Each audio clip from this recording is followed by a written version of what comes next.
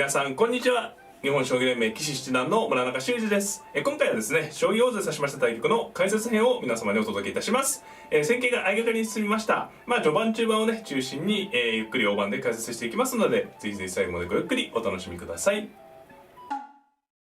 はい、ではね早速大盤で、対局の方を振り返っていきたいと思います。本局、私が先手番でした。2六歩、8四歩、2五歩、8五歩、そうですね。ここで7六歩と突くと、7八金、3二金、7七角と進んで、角換わりですね。角換わりという形にね進む可能性もありました。本局実はね、私ちょっとひねり飛車を目指していたのでね、7八金と上がった相掛かり模様のスタートにしましたね。で3二金に、最近のね、相掛かり戦、プロの公式戦などでね流行っている相掛かりはですね、ここで、2四歩とすぐに行かずにね、3八銀と上がったり、1六歩と突いたり、2四の歩をね、突くのを後回しにする指し方が実はね結構流行しています。狙いとしましてはね、2四歩と突くと、本局のようにね一歩交換ができるんですけれども、最近の流行としましてはこの一歩交換だけではなくね、さらにね、得をしてしまおうって考え方ですね。例えば具体的に言いますとね、3八銀、7二銀で例えばもう一手1六歩などを突きまして、もし後手がね、6四歩のような手をやってきたら、この手を待ってからね2四歩同歩同飛車といくことによって、場合によってはね2三歩に6四飛車とねこう歩を取ってね指すと、これで一歩交換ではなくさらにね歩を取って指すということができるわけですよね。ですので2四歩とね本局は突いたんですけど、別にこれね善悪どちらがいいと結論が出たわけではありません。最近の流行としましては、2四歩を後回しにしてね、後手の方の、駒組みを、牽制するという指し方がかなりね流行しているということですね。本局私は2四歩同歩同飛車とすぐ交換をしました。で2三歩と打たれたんですけど2六飛車、これもね、2八飛車と深く引く形も指されていますね。こちらの方がよりどっしり構えたね、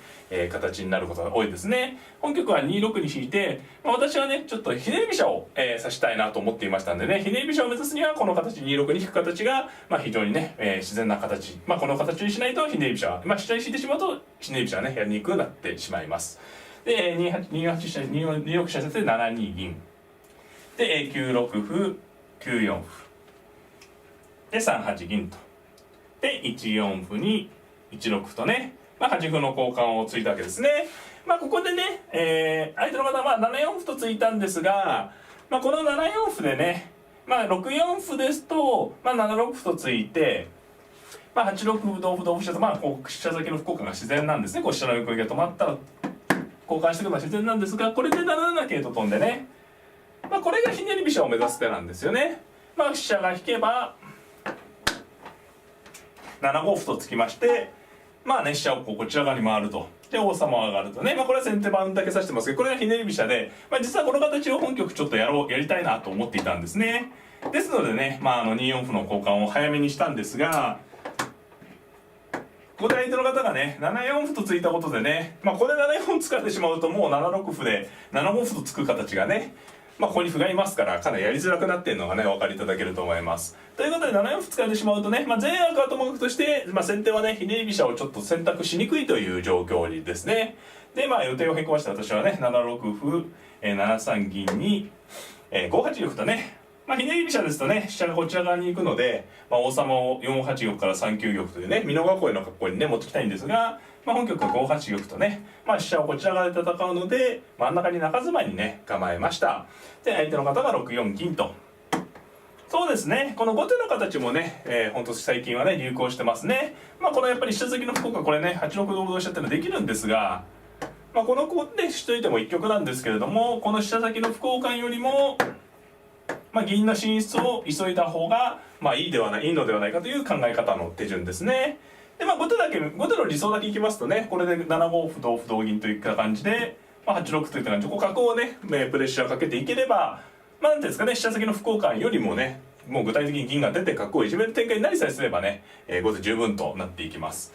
なのでね先手も、ここは、指し手をねどうやっていくか方針を決めないといけないですね。まず実戦は、6四銀に対して3六歩と突きました。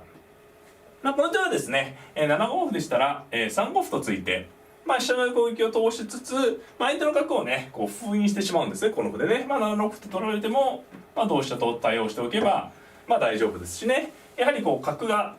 使えないとね、いきなり角のこちらが攻められるということもないので、はい。で3六歩に対して、まあ、後手は、3四歩とね、まあ、対抗してきました。まあ3五歩を嫌ってね、角道を開けて自然な手ですね。でここでですね、私が動いていきましたね。まあ対局演の時も言ったんですけれども、まあここは作戦のまあ分岐点で、まあ3七銀と上がって4六銀と上がってね、まあ後手のこの銀の形と合わせる手もあるんですけど、まあただちょっと不安なのが3七銀と上がった時にね、まあ、すでに後手の銀の方が6四まで4段目が出ていて、さらにこれで後手の番なので、まあ、具体的にここで7五歩と突かれると、まあ、銀のね出足で若干後手の方がスピード感がねあるような形なので、まあ、少しね受けに回るような感じになりそうだなということですね。で、まあ、あとは3七桂とね桂馬を飛んどく手はあるかなと思います。この手はね、例えば7五歩、同歩同銀とね銀が出てくれば、まあ、先手の方も3五歩と突いて、まあ、同歩に4五桂というね、まあ銀のスピードに対して銀の攻めに対してスピード感のある桂馬で対抗すると、まあこれを、まあ、こうなればね、先手も十分、まあ銀のね隙をついて、まあ、カウンターのような形になりますよね。まあこれは先手も十分戦えるかなと。ですので、まあ、3七桂と飛んどく手はね、考えられました。ここでね、まあ、ただね本局は実戦はさらに、まあ、積極的にいきました。2四歩とね、まあこの手がね結構、相掛かり特有の手でしてね、なんかさっき交換したばっかりなんですけれども、これで同歩同飛車と取ることで、まあ今度ね、2三歩と受ければ3四飛車とね横歩を取ってねしまおうということで指そうということですね。まあ引いてしまってはただの一手損なんですけどね。でこの横歩を取った形がまあ結構ねこの飛車狭いんですけれども、意外とこうこの飛車掴むの大変なんですよね。で、実際の時も言ったんですが、後手に仮にこの飛車をね何らかの形で取られたとしても、飛車をね先手陣に打ち込む隙がないというのも先手の強みですね。まあ3四飛車と打った時に3三金と追っかけてもね3五飛車と引いておいて、これね意外と2四金にまた4五飛車という感じで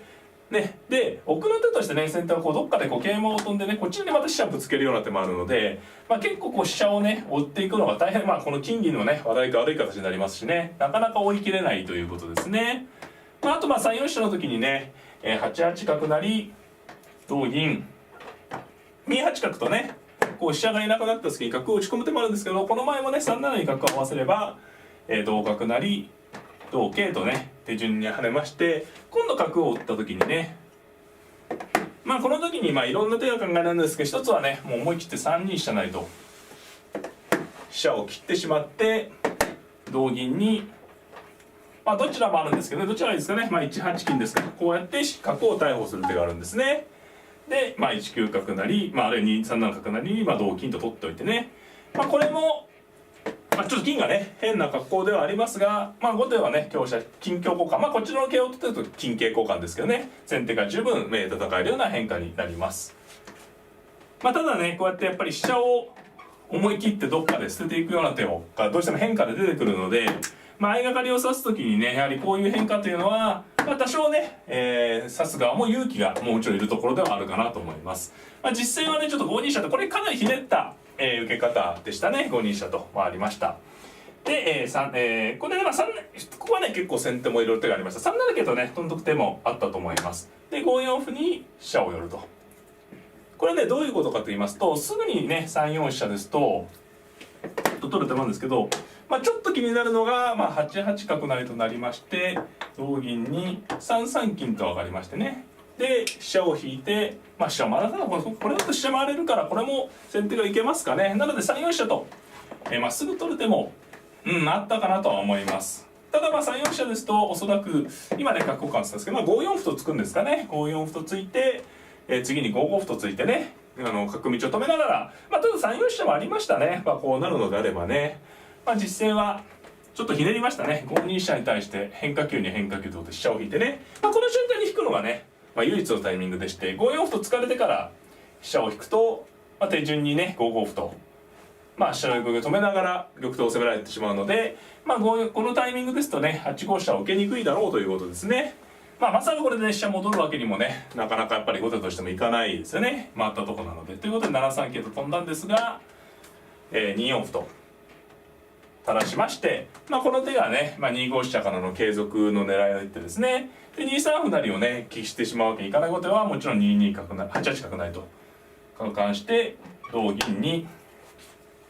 2二銀とね、まあこれ受けのテクニックですよね。角を交換して銀上がれば受けのテクニックで、まあここまでねこれ以上2筋はね実は角を打ち込んでも金を上がられちゃうのでね、まあ、これ以上攻めれないんですが、私の方としてはねこう2四歩と打って相手の方からね角を返させて、この次の手が狙える一手ですね、8三角と。まあ左に右にねこう攻めていくわけですね。まあ飛車を引いて、こちら側を狙って桂馬を飛ばせることによってここにね角を打つとこの7四角成とね馬を作る手がね、まあ、受けにくいんですよね。まあ強引ねここに受けると強引に受けるとしたらまあ銀を上がったり、まあ、角を打ったりすることになるんですけど、まあ、いずれもこう7七桂と飛べば、まあ、結局ね7四角成が実現する形なんですよね。ですのでまあ飛車を引いて横歩をね、まあ、横歩というかね8五飛車を狙って、それを防いできたら今度角を狙って、それを防いできたら馬を作るというね、まあ、3段構え4段構えのような攻めですね。でまあ実戦は8三角に対して、まあ、6二金とね、まあ、金の当たりを避けたんですが、まあ、7四角成と。まあ馬を作りまして、まあそうですね、ここでまあ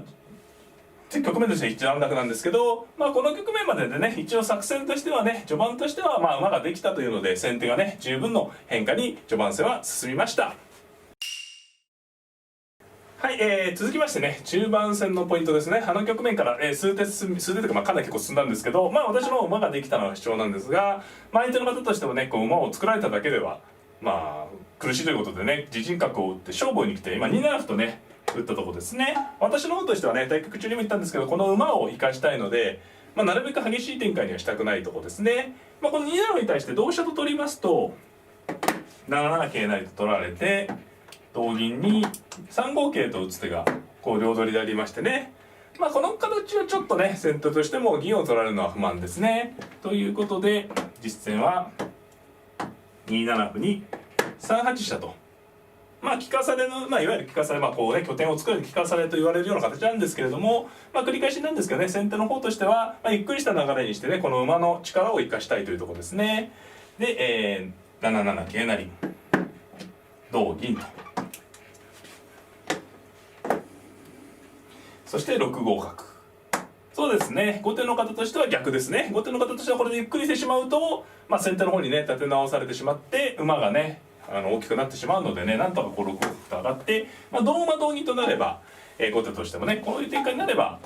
まあ、先手の主張である馬が消えてね、まあ、次5六歩という手が狙ってきますからね。ですので私の方が一回ねここで8四馬とねここに逃げます。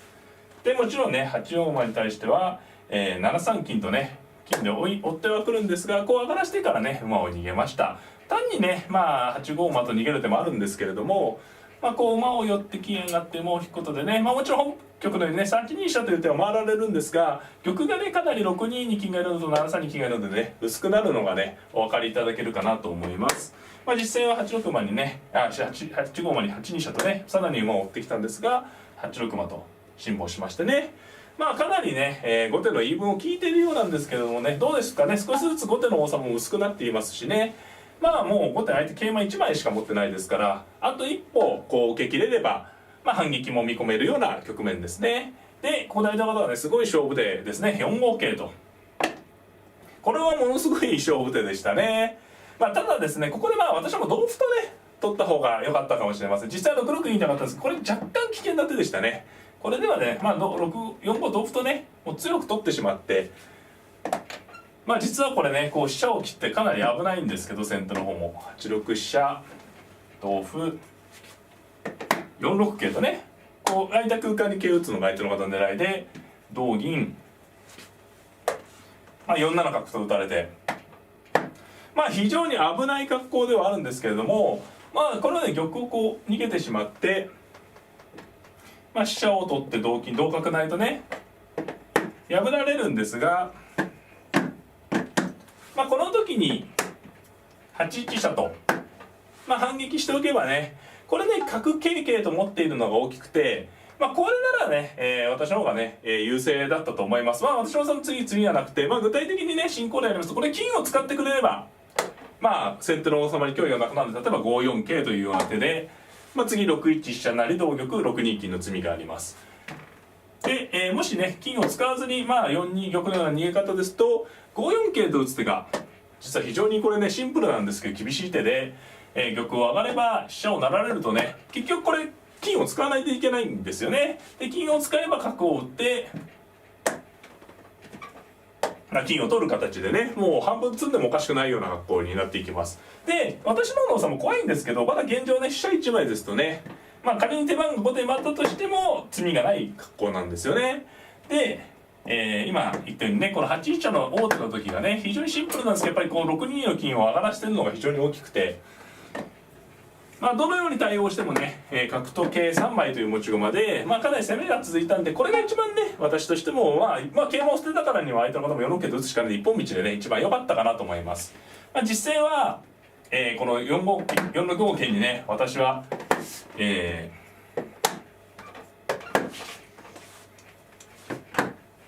五桂のねこの強襲に対して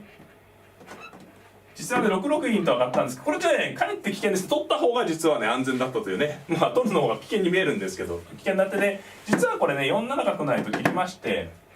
同玉に飛車をやはり切りまして同歩にこれで相手の方角銀桂と思ってるんですけどこれでね8三角あるいは9二角とこう打たれるとね結構受けにくい形でしたね。こう角がビーって効いていて、王様を下がると4七銀という形で攻められてこの時にね角がちょうどこう自陣の受けにも効いてるわけですよね。8一飛車と打たれないような切ってかつ王様を引いて飛車を取った時に少し先手の王様が薄いと。でもしね8三9二角に対して受け合駒したいんですけどどこに合駒してもねタダで取られちゃうんですよね。例えば5六桂のようなねすいません5六桂のような受け方でも同歩とね手順に取られてしまうのでこれねまだこれでも先手が玉を引くあるいは桂馬を受けるでね先手は負けともいけないですけどこう迫っていれば難しい勝負でした。実戦は、6六銀と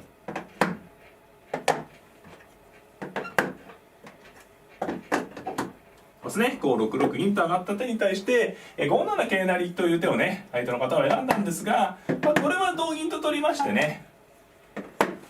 銀2枚が手厚い格好になったので、先手のピンチが過ぎてねこの後は私のペースで終盤戦と進みました。はい、こちらがね最終盤もう最後の局面ですね。4六金と、銀を取ってね私の王様をある程度攻められている形なんですけれども、この局面ね仮にこれ相手の手番になっても相手の手番になっても銀桂の持ち駒でこの王様はね先手の王様に詰みはありません。ですのでね一番先手として一番いいのはこの局面で詰んでしまえば一番分かりやすい勝ちですしもしね詰まなくても必至をかければ私の王様が詰まないので勝ちという比較的ね余裕のある局面になっております。実戦は4一飛車成と、寄せに行きました。で4二歩と合駒をしたんですけど、この次の手がね決め手というかちょっとかっこいい手で3五桂とねここに打っていきました。4四歩と打つ手もあるんですけど3五桂の方が分かりやすいでしょうね。この桂打ちに対して実戦は3三玉と逃げたんですけれども同歩と取る手の方がね手としてはね難しかったかなと思います。同歩に3四金と捨てまして同玉このね3四金を捨てるための3五桂なんですけどねで3二竜と引いてでねこれ銀をね打つのが一番最善の受けになります。で、3五歩とね飛車が効いてるんでねこの飛車がまさか効いてくるとはって感じなんですけども3五歩と取ってで2四玉と。でこの時にね銀合い以外の合駒をしてますと2二竜で簡単なんですけど銀合いをしてるとね一応2二竜と取られないので3四金と先手を追っていった時に同銀ですと2二竜と取って合駒をした時に3三銀と打つとねぴったりこう飛車が効いてるんでこれは詰みになるんですけどね3四金の時に1三玉がね唯一の逃げ方でこれもねかなり追い詰めてるんですけどわずかに詰みはなさそうですね。ただ詰みはないんですがここで3三金と冷静に取っておけば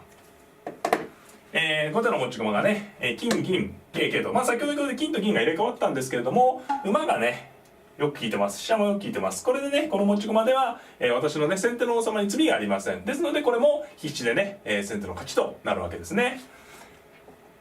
こちらの変化の方がね手としては手順としては長くなりますしね、この難しかったかなとは思うんですが実戦ね相手の方はちょっとね仮にね同歩と取っても後手の勝ちというわけではないんでねまあちょっと厳しい局面でありますね。実戦は3三玉と、こちらに逃げたんですが、この場合はね3二竜と切ってこちらの変化の方が比較的簡単な詰みですね。これは同玉と一手に2三金と打ったところで、相手の方の投了となりました。これはですね馬が4一の方に効いてますから、もうね王様が下に行くしかない格好ですね。取っても逃げてもね結果は同じですね。逃げた時に金を打つとね、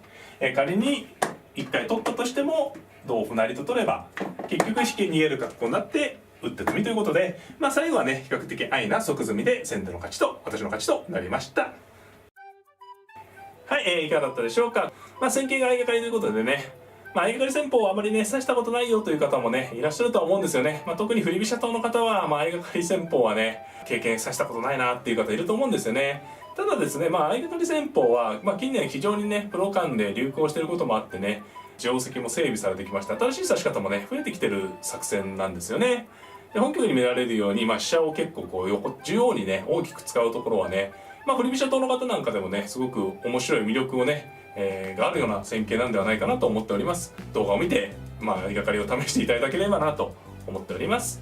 この動画が良かったなという方はグッドボタンを、チャンネル登録の方もぜひぜひよろしくお願いいたします。それではまた、さようなら。